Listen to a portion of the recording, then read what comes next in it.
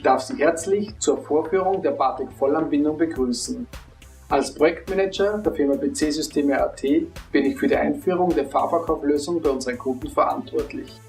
Wir bekamen immer wieder die Anforderung von Kunden, mit nur einem Drucker den Eichbeleg, die Beförderungspapiere und die Rechnungen zu erstellen.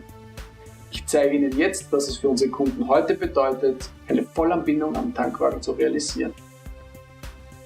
Hier sehen Sie das Demo-Equipment von BATEC. Die Messanlage Petrodat 3002 ist bei unseren Kunden am weitesten verbreitet. Wie Sie sehen, bildet die Messanlage mit dem A4-Drucker Tally MIP 480 das geeichte System. Das Telematikgerät ist nur mit BATEC verbunden und kann alle Ausdrucke über die Kommunikation mit BATEC direkt auf den Drucker senden. Schauen wir uns jetzt an, wie die Fahrer täglich damit arbeiten.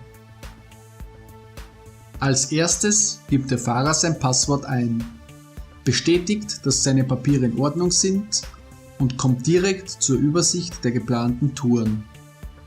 In unseren aktuellen Projekten kommen die Aufträge über das Transportmanagement-Tool der eSolution oder OptiTool aus SAP. Mit einem einfachen Klick auf Enter öffnet der Fahrer die Tour. Über das Druckmenü kann er sich eine Endladeliste ausdrucken. Alle Informationen der Endladeliste sind auch am Display sichtbar, aber zur besseren Übersicht ist es vorteilhaft, ein Papier in der Hand zu haben. Zu Beginn der Tour fährt der Fahrer zur ersten Ladestelle, gibt dort die beladene Menge ein und macht sich auf den Weg zum ersten Kunden. Sollte der Fahrer jetzt von der Polizei kontrolliert werden, kann er jederzeit das Beförderungspapier ausdrucken und erfüllt damit ohne händische Mitschrift oder Kopfrechnen die Gefahrgutvorschriften. Die Ausnahme 18 wird nicht mehr benötigt, da immer der nächste Empfänger aufgeführt ist.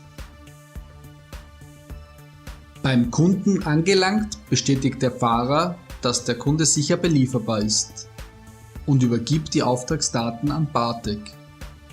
Durch das blinkende E7 am Display sehen Sie, dass die Auftragsdaten bereits an BATEC übermittelt wurden. Sobald der Auftrag aufgerufen wird, sieht der Fahrer zur Kontrolle noch einmal den Kunden. Als nächstes startet er die Abgabe, das von der Dispo geplante Produkt wird vorausgewählt und die geplante Menge wird vorgeschlagen. Jetzt sehen Sie die Simulation dieser Abgabe am Display. Nach der Abgabe beendet der Fahrer den Auftrag und die Daten werden automatisch an die Telematik übertragen. Sobald die Übermittlung der Messdaten abgeschlossen ist, erfolgt zuerst der Eichdruck durch BATEC, dann wird das Papier zurückgezogen und die Rechnung wird anhand der Vorgabe aus dem Auftrag erstellt. Der Fahrer bestätigt nur noch den erfolgreichen Ausdruck und sofort werden die Messdaten an Disposition und Warenwirtschaft zurückgemeldet.